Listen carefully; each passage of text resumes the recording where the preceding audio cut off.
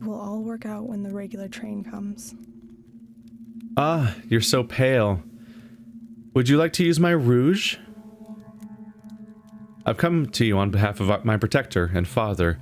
He wants to know more about you than he does now.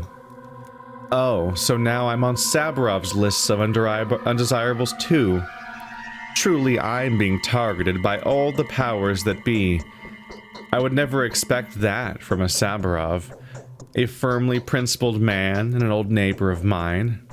In the meantime, the Ogimskis have been utterly terrorizing me. I was even going to plead for his protection. And what's the Ogimskis' problem with you? Oh, I do know what it's about. There's this local usurer. I'll tell you later how I'm involved here. So Tough Vlad decided to pocket his blood money. Vlad himself had to pay up quite heftily. He transferred the funds to your new father yesterday. But what does it have to do with you? We'll come to that, my dear. The hunchback refused to give Vlad the money, so Vlad said he'd find a way to bring him to heel. Pressure someone who could reveal all the skeletons in the hunchback's closet. That was a direct hint at me. Vlad had found out about my involvement with the hunchback. But it's hardly something Alexander would want to find out. Please, my dear, save me from those infernal Gimskis. Vlad is terribly, unbelievably cruel. He can't control his anger. He can smash an oak table into splinters. He can condemn hundreds of people to torture just to quench his own fury. Help me, and I'll be completely open with you. Find out if Big Vlad is scheming against me. Would he really threaten you? Yes. He thinks I'm easy to handle because of how I acted yesterday. And now there was this threatening message saying I'll soon die the same death as others who, well, no need to go into the vapid lies that follow. Signed, Look Back. Do you have any idea how scary that is?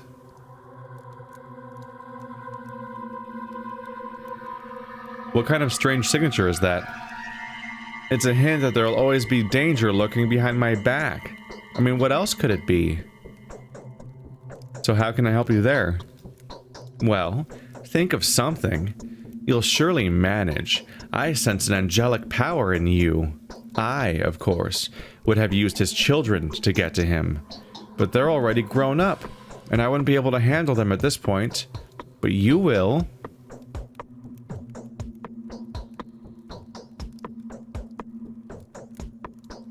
Used his children, that sounded sinister. Oh, and don't believe anything they might tell you about my past. It's all lies. I came here as a refugee fleeing political persecution for singing subversive songs. See you later, Anna. I'll come back with news. I have this flush. My cheeks are burning, aren't they? You look like you're about to tell me something. You have such a mischievous sparkle in your eyes. I'm going to whisper something in your ear. Lean over so you could hear. Well, speak now. Simon is alive. Fully alive, do you understand? Ava's told me secretly. How can she know? The Bachelor has Ava completely under his thumb. She's like a slave to him now. But she also knows his secrets. And guess what? He's colluded with Stock Reuben, an apprentice of Isidore's, a surgeon and former mercenary. Together they're now hiding Simon from the Canes, making it look like he's dead. The timeline doesn't work out because them claiming that Simon's dead predates the Bachelor's arrival. I wonder if Simon himself is part of the plot. Yes, I think so. There must be a reason the three of them are doing this. And their goals are probably evil. What else could they be? Why are you telling me this? You need to check if Ava's telling the truth. Do check. And afterwards inform the Canes about that newcome Bachelor. Do you understand how that will change your life? They'll stop persecuting you. You'll gain their favors and earn a lot of money. Or perhaps you don't care about money at all. I do. Everyone needs money. It's more or less true. It'll all work out when the regular train comes. I need to eat. That meter's building up on my meter. I mean, on my screen. Boom. It's gone, and so is that entire slot. We already have 3 quests, don't we? It built up fast. Are you a saint or a thief? Since they call you both names, whether or not you're a saint is not for you to judge. But can you at least remember what it was that you stole? Why do they try to chase you, to hunt you down, as if you were the world's worst offender? Sister of mine, don't you cry. Don't give in to despair. As powerful as your enemies are, your protectors wield greater power. A villain should be judged. A saint should perform miracles. If you cannot spare time for these everyday commitments, rest assured I will take care of your affairs for you. I'm going to visit the Skinner's district today. Do you recognize my hand yet?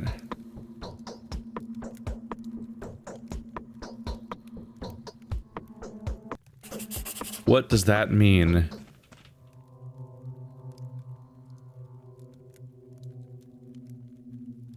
We need to visit Yulia. And Ava. Yulia, Ava, and Vlad. First Yulia. What does that mean? When she said she's gonna take care of her, what I deal with, take care of what I fail for me, it sounded like the implication of like how the bounds normally work, where if you don't do a main quest, one of the bound tries to do it for you, and they basically just always get sick. And maybe that still works the same way here, regardless. But maybe she's the explanation of how they get sick, somehow. I'm not totally sure. Then she says, "Do you recognize my hand yet?" She says, "I'm going to the Skinner's district." Is that the Skinner's district? I think it might be. But then she's straight up saying, "I'm gonna go here next," and then the plague happens there. It seems to be an explicit reference to the idea that she's the one causing the plague. Like a kind of unavoidable interpretation.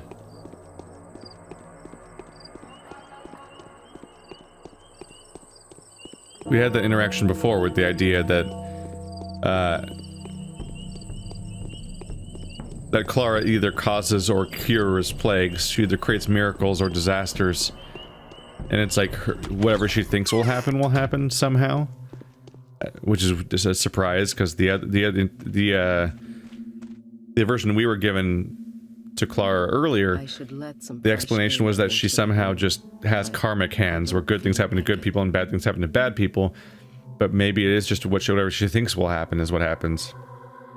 Or maybe that's the rules for the 2 different versions of her, if there is a second one. I should let some fresh air into the room, but I don't feel like it. What a serendipitous encounter. Who are you, my angelic friend? My name is Clara, and you must be Yulia. The Changeling, right? I've heard a lot about you. Let's talk.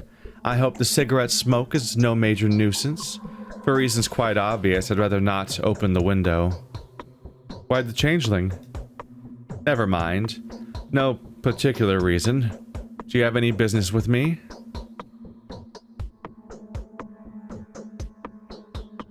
I've come to get acquainted with you. It's so lonely here. Why are you so quiet? Is something troubling you?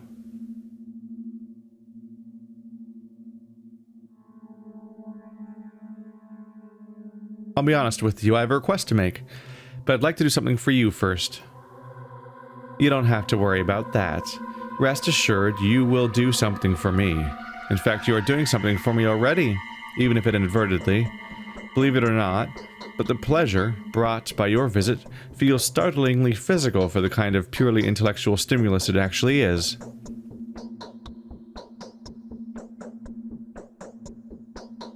Is this something you expected? Expected, an apt observation indeed. Bear with me, please. I am still young, and whatever acumen I've had the time to acquire is clearly not enough to suppress the excitement one feels when everything happens just the way it was expected to happen. Oh, the joy I feel when everything falls in line with what I have predicted, by which I don't mean the brute probabilism?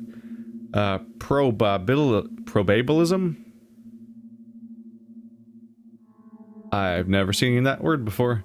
Your mother would resort to, but a watertight, well-grounded calculation of likelihood. You check your notes. You make minuscule adjustments, and then bang, you see your assumptions gain flesh at your own doorstep. Probabilism. Yeah, probabilism, like probability, as opposed to, yeah. She compares it, she contrasts it to something that's like something that's watertight. Probabilism. Huh. Just never seen that version before.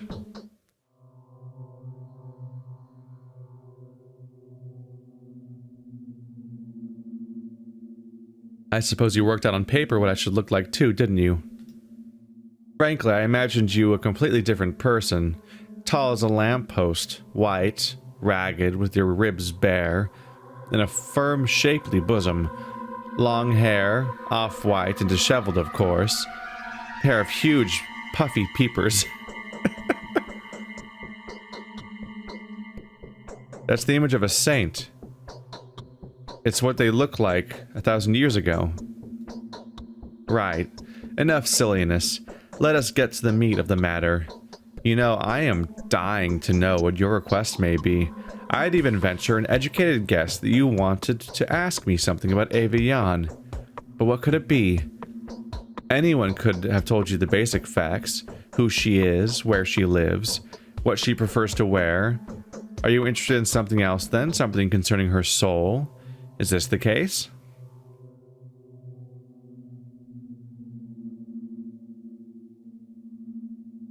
But how would you... Who told you? Did you speak with Katerina? Is this some kind of joke? Oh no, I didn't speak to Katerina. I never do. Morphine addicts and other kinds of substance abusers are not the company I normally prefer. They make too bleak an impression. I have ceased my relationship with the Stammerton twins for that very reason. Now these two are of potential interest to me. Did you meet them yet? How did you know I was going to ask you about Ava? Let's just say that Ava is no less religious than yourself. Just a little while back, she was literally obsessed with the cathedral. Times change, though. The Bachelor has arrived and claimed the entirety of Ava's attention. Ava has forgotten her cathedral, and we forget the hope of our salvation. I wouldn't be surprised if the cathedral will simply cease to exist in its capacity as a place where the aspirations of revival are kept. The Bachelor, you say? That's interesting. I'm convinced that he isn't human, but an emissary of evil. Well, in this case, should we be surprised that he has gained control over her? Seduced her? Bound her by his supernatural powers? She would do anything for him, which gives every appearance of demonic possession. If we add the cathedral to the equation, we will end up with a textbook example of universal temptation narrative. Why are you looking at me like that? I'm going to keep looking at you, or rather keep watching you. I get the feeling that every move you make may be reliably predicted. This is not an opportunity I would ever miss, for it feeds remarkably well into one of my theories. Perhaps the most pessimistic of them all. Well, off you go, Harbinger. Sometimes I too have revelations and see people's paths. We'll meet again soon, Yulia. Like right now. Is it really fatal? Nope, no more there. No more there. There's only one hook that can help to drag out this delicate heart. The Bachelor. Ava's nightmarish paramour. It seems she will have to be rescued from the clutches of 2 demons instead of 1. Meanwhile, the Bachelor is just a fucking doctor, and there's really nothing crazy going on there. These people get lost in their worlds. Makes it a little more difficult to tell which parts are crazy metaphors and which parts are directly reflect reality when they talk about their legends and whatnot. When they talk about normal people in such abstract terms and are so easily diluted. Visiting Big Vlad, which often warrants a visit with Capella. It's hard for us to believe in things that lie outside of our scope. We are the same height and it's freaking me out. Oh my god, am I ever gonna meet... am I ever gonna meet up with, what's his name? The foreman? Oyen? Like, I'm gonna look up at, like, this 8-foot tall person when I'm, like, 4 feet tall. Hello, girl, with eyes that look like they're eager to take in the entire world. Who are you? An owner of a pair of healing hands. You can call me Clara. Why do I feel we have something in common? Something important that's hard to miss. As if we were siblings. But what is it? Then tell me, what is your purpose in life? I'd like to give the children a new life and a new faith. Indeed. Then you must be the Holy One. Then you too are a prophetess and a harbinger. And you're saying that you're going to gather a congregation? Give them the light of a new truth? What truth will it be? Tell me, girl with eyes of which a dead woman is looking at me already. Tell me, girl with eyes out of which a dead woman is looking at me already. What? Oh, because she's supposed to be... Right, she's supposed to be the heir to the previous mistresses. That must be what Capella's referring to? Or, I mean, sorry, Clara's referring to? There's the 2 characters I mix up the names of, now meeting. Yeah, Clara must be sensing the previous mistress. I'm not saying I want to start a church. I must have phrased it badly. You simply don't understand how good my intentions are. I know, sister. Don't be alarmed by things I say. It's just that what you're talking about is too dangerous. It's not to be toyed with, even if you're just children. Do you know anything about the disease? Oh, all the pain, all the pity, all the abysmal depth in your eyes. Speak fast, please. I do not know why, but being close to you feels oppressive. Don't be angry with me. A moment ago, I was being described as this girl, this wondrous girl that has all the hope in her eyes and wants to take in the whole world, and now it's like the tone has changed abruptly, hasn't it?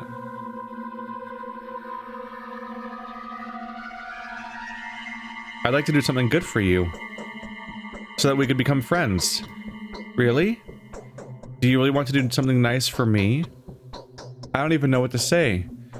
You know, sometimes I feel like there is no one better and kinder than you in the whole world, and whatever you might do would be good, even for me. But sometimes you feel differently, don't you? Yes. Yes, sometimes I feel as though you and I were enemies, and you are a very dangerous enemy, seeing as you're not human. What am I saying? Got a headache. Sorry, it's all this terrible air.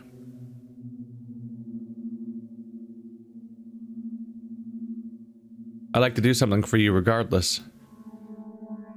You know, I've told the Bachelor to go to Skinner's, which is the disease hotbed. A little boy named Loafer was going to test a toxic powder there, but I still haven't heard from the Bachelor. Perhaps he didn't find the boy. I see. Would you like me to find the Bachelor or Loafer? The Bachelor would be better. He is, after all, the more responsible one. Ask him if he's tracked down the boy and managed to take that horrible mixture away from him. Alright, I'll ask him when I meet him. Convenient. Pointing me straight back at the Bachelor. I'm supposed to also talk to the Bachelor to deal with Ava. Huh. Two separate quests both point to me talking to the bachelor up there. Good, that's a good call. It's useful. Ogimski's son, Vlad, the younger, could know many things about his father's dealings, even the secret ones. I need to take stock again. So this one wants me to talk to the bachelor. This one wants me to talk to the bachelor. Wait.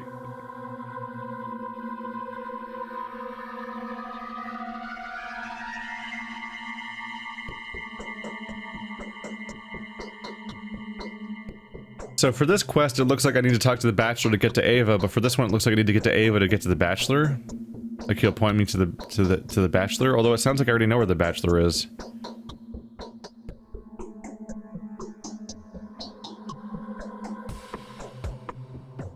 Meanwhile, the main quest is pointing towards Vlad. I mean, I'm not very close, but it may be the closest as I'm gonna get.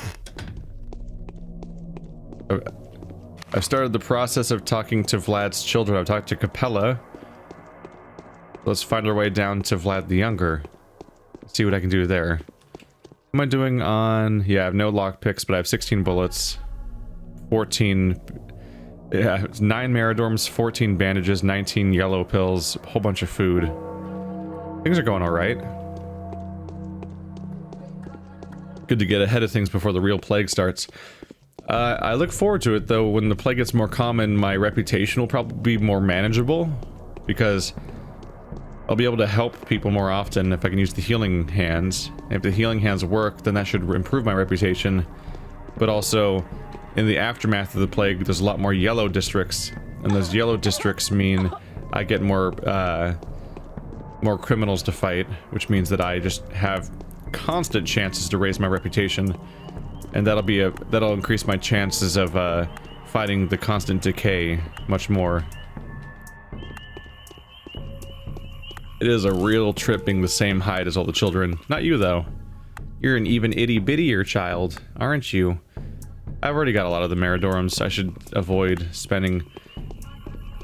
I need to go back to stockpiling so I can be ready if they ever finally offer me a Schmauder again. That already happened, didn't it? On like the first day, tragically.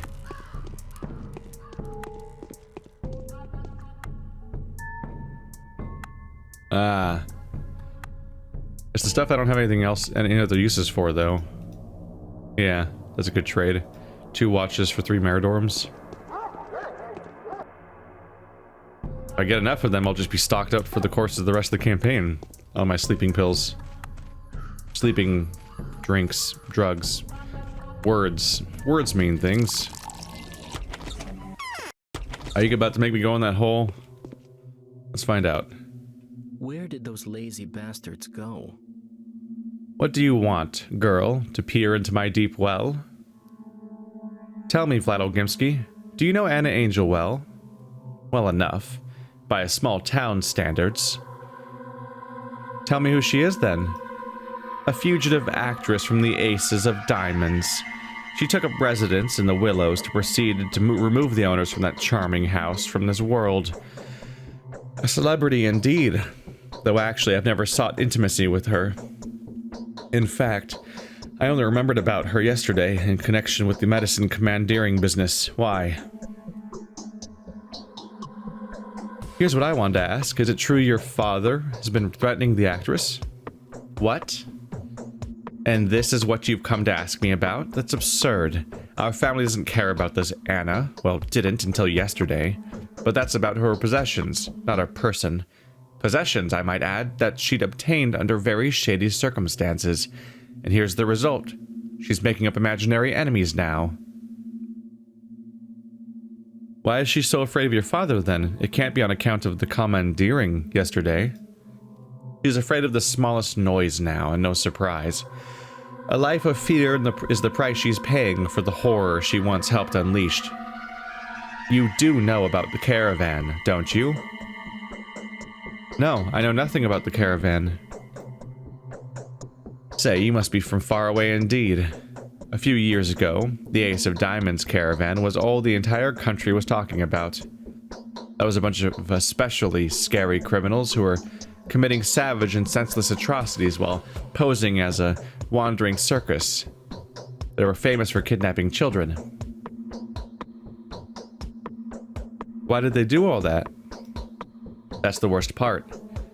Had they done it for profit, their actions, however abominable, could have at least been explained, but their motives were a mystery.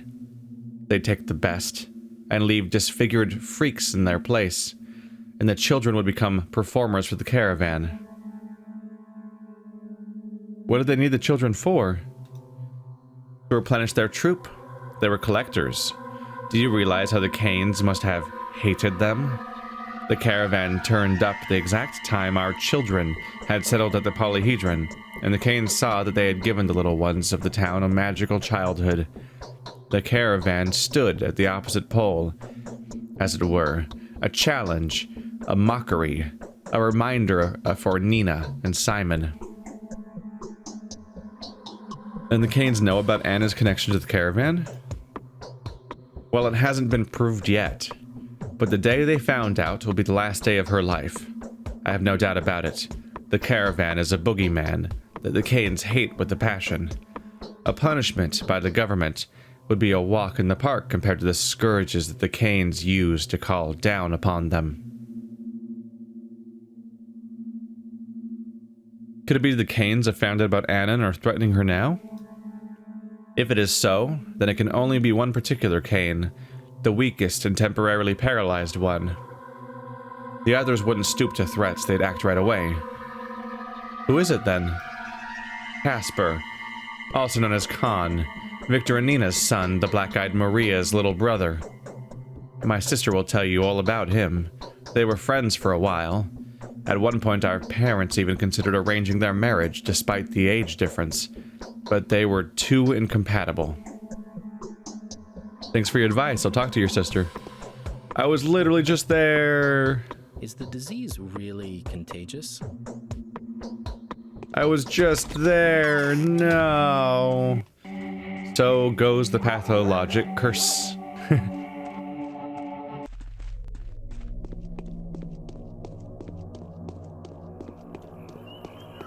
We seem destined to find out that everybody that is one of my bound is some kind of monster.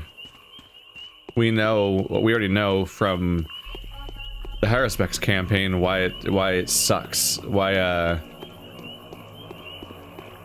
the foreman sucks so much. I always search for a name.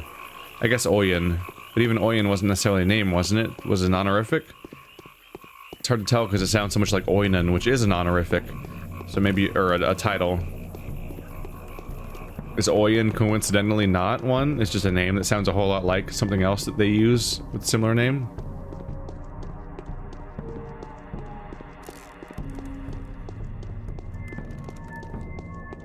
Look at the list again. Oh yeah, Bad Grease, pretty obvious. Criminal.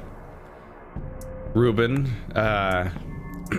he steals a corpse away from its own family. Aspity kind of speaks for themselves. Yulia is just a heretic. That's kind of frustrating. No, she shows herself as being manipulative when it comes to... Oh, that was the end of the Bachelor campaign. That was a while ago. So she's very manipulative. Anna's a liar and apparently kidnapped children to deform them. We're going to just have mountains of evidence about Alexander and Katerina and why they're so garbage every day. And the foreman murdered the doctor and did a bunch of other fucked up things and denied the Haruspex' heritage and actively sought as much power as possible, really. That said, so many characters are garbage in this game that isolating some of these people... like, some of these people are really, really bad, but some of them, I'm like, sure, I can come up with something that sucks about them, but they don't really stand out from the crowd of how many shitty people there are in this game. It's interesting to me that they're the specific cast of characters that are signed up as being the Bound of Clara, which all are going to do like a sacrificial death, where they're reborn and redeemed. What?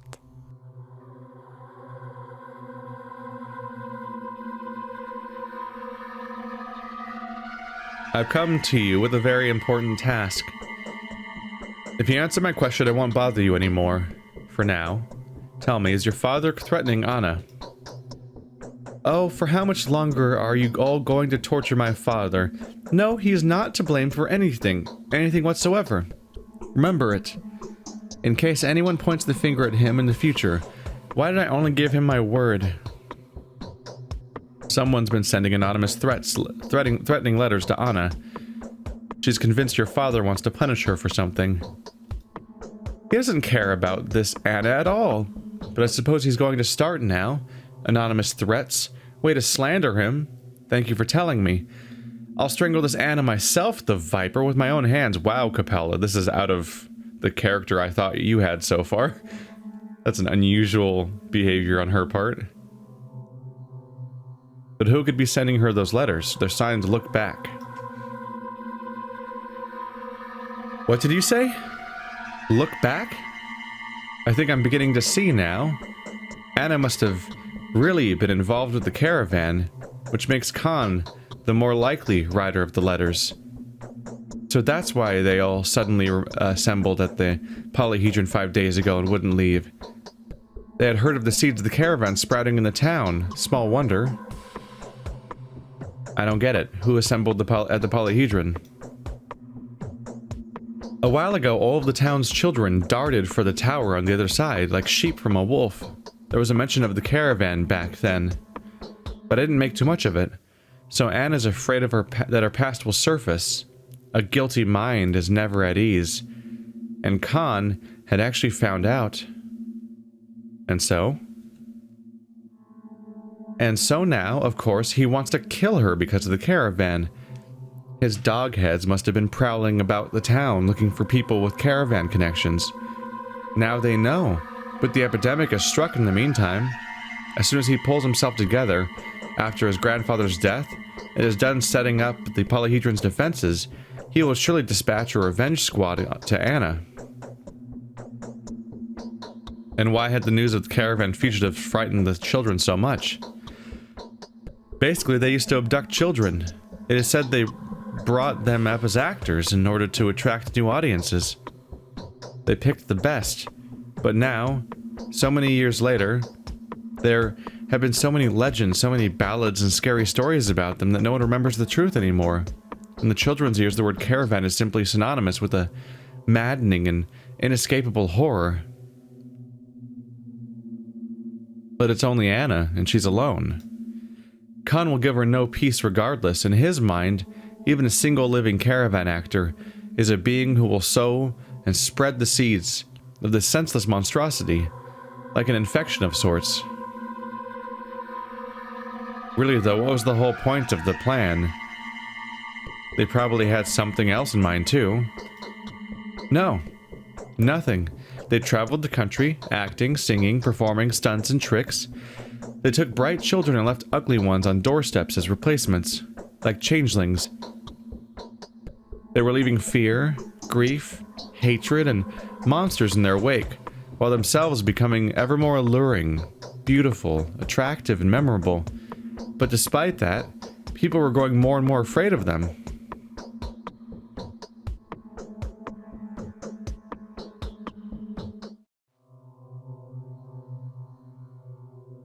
That's horrible. There's so much hatred around. Was the caravan destroyed? Yes. It attracted the attention of the powers that be fairly quickly. There was a real manhunt for them. They conducted raids and searches. They chased them. At first, the caravan miraculously managed to elude them, but eventually they were surrounded somewhere near Orv. A ballad was written about the attack. You've probably heard it.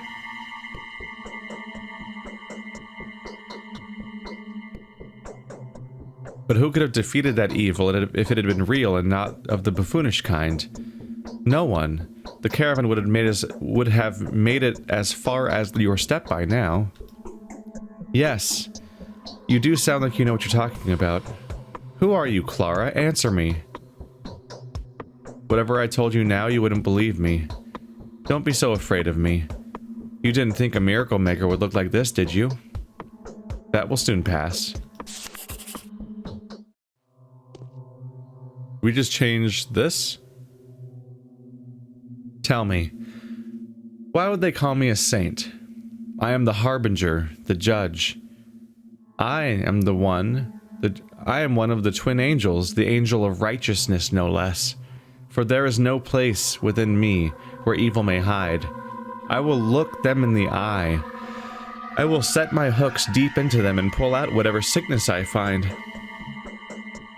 I will unveil the embodiment of pestilence.